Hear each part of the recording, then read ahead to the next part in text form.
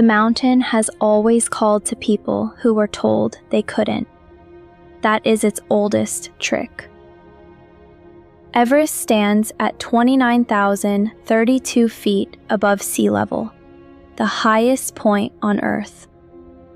Since Sir Edmund Hillary first touched its summit in 1953, the mountain has become something more than geography. It became a symbol, proof of something, of courage, of will, of the kind of human hunger that cannot be satisfied by ordinary living. For decades, reaching its summit was reserved for elite, battle-hardened alpinists, people who had spent years, sometimes entire lifetimes, training on smaller peaks before they dared look up at the greatest one. The mountain had standards. It was brutal about enforcing them. Then the industry changed. By the 2000s, commercial guiding companies had transformed Everest into something it was never meant to be, a product. For the right price, anywhere between $35,000 and $100,000, anyone could buy a permit, hire a Sherpa, and join a guided expedition to the roof of the world. The barriers that once kept the unprepared away were quietly dismantled, one season at a time, one paying client at a time. And in 2019, they were gone entirely. Spring is the only season that opens Everest's summit window. A narrow corridor of weeks, sometimes days, when the jet stream pulls back just enough for the air to be breathable, for the wind to be survivable. Climbers from around the world time their expeditions around this window. They train for it, pray for it, pay fortunes for it.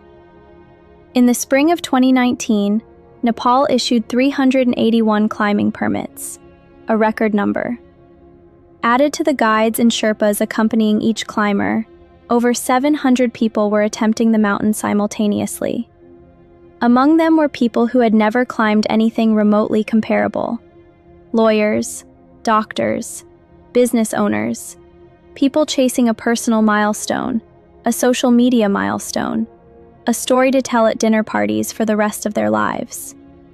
People whose guides had quietly noted their slow pace, their labored breathing, their unfamiliarity with crampons. People who had paid too much money to be turned back. The warning signs were there, written in the snow, long before the tragedy came. Experienced mountaineers spoke openly about their concern. The mountain, they said, had become a circus. The safety systems that once governed who was allowed to attempt the summit, systems built on experience, skill, and accumulated judgment, had been eroded by commerce and ambition. Nobody wanted to hear it. The permits had been purchased. The deposits were non-refundable. The flights had already landed in Kathmandu. Above 26,000 feet, the human body begins to die. There is no acclimatizing to this altitude, no adjusting. The air holds roughly 1/3 of the oxygen found at sea level.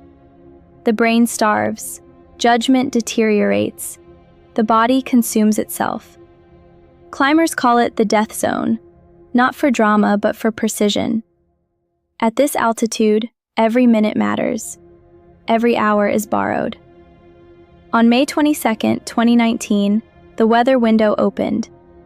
Every expedition on the mountain moved at once. What followed was something that experienced guides would later describe as a slow-motion catastrophe, visible to anyone watching. The single fixed rope, the lifeline connecting climbers to the south summit and beyond, became a bottleneck. Hundreds of climbers converged on the same narrow ridge at the same time. The line stretched. It stopped moving. People stood in temperatures of -40 degrees Fahrenheit, at altitudes where their bodies were already failing, burning through their bottled oxygen reserves while they waited. Some waited for hours. The photographs that would eventually circle the globe showed something almost absurd in its horror. A traffic jam near the top of the world. A queue, stretching up the mountain's spine like a wound. People standing still in a place where standing still kills you. They began dying before they even reached the summit. Anjali Kulkarni of India, Ravi Thakur, Kalpana Das, Robin Haynes Fisher of the United Kingdom, Christopher Coolish of the United States, a 62-year-old attorney who reached the summit and died on his descent, just hours after achieving what he had trained years to accomplish. He made it to the top of the world. He never made it home. The causes were the predictable killers of the death zone: hypoxia, exhaustion, cerebral edema. But the context was everything. These were not freak accidents. These were deaths shaped by a system. Too many climbers, too little oxygen, too much waiting, too far from rescue. Some of the dead were simply too slow. They had taken too long to reach the summit, and by the time they turned to descend, the afternoon storms were rolling in, and their oxygen was gone. Some were too inexperienced to recognize the point of no return, the invisible line that separates the possible from the fatal. Some had guides who were themselves overwhelmed, managing too many clients at once at altitudes that make even the most rational mind unreliable. The Nepali government, dependent on the permit fees that fund the nation's budget, had little incentive to restrict access.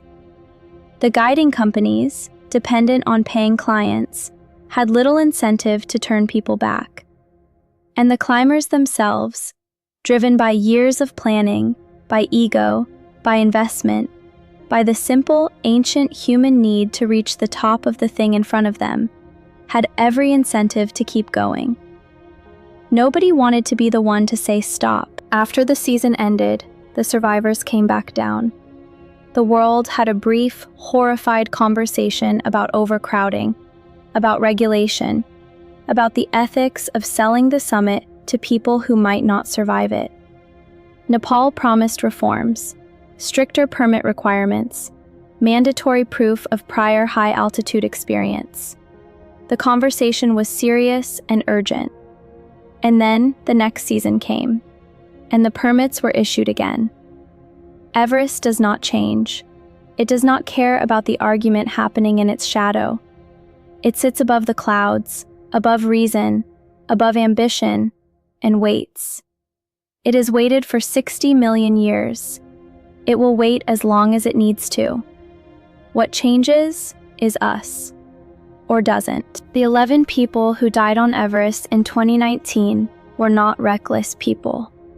They were human beings doing what human beings have always done, reaching for the thing that seems just barely out of reach, believing that effort and desire are enough, that wanting something badly enough is a kind of preparation. Sometimes that belief is exactly right. Sometimes it costs everything. The mountain doesn't distinguish between the two. There is a lesson in that ridge, in that endless queue of colorful dots frozen against the white. It is not that we should stop dreaming of summits. It is that we must be honest with ourselves about the distance between who we are and who a dream requires us to be. The mountain will always be there. Time to prepare is something only we can give ourselves. The line moves slowly at the top of the world. The oxygen runs out. The window closes. And the mountain keeps what the mountain takes.